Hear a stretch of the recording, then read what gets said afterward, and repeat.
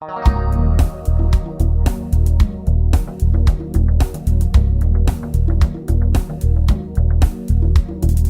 uvijek tvoj lik spava u mojim snovima.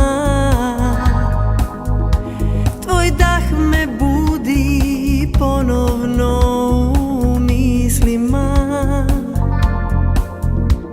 Al odgovor sad je tu na sva moja pitanja, da odavno smo stranci ti i ja.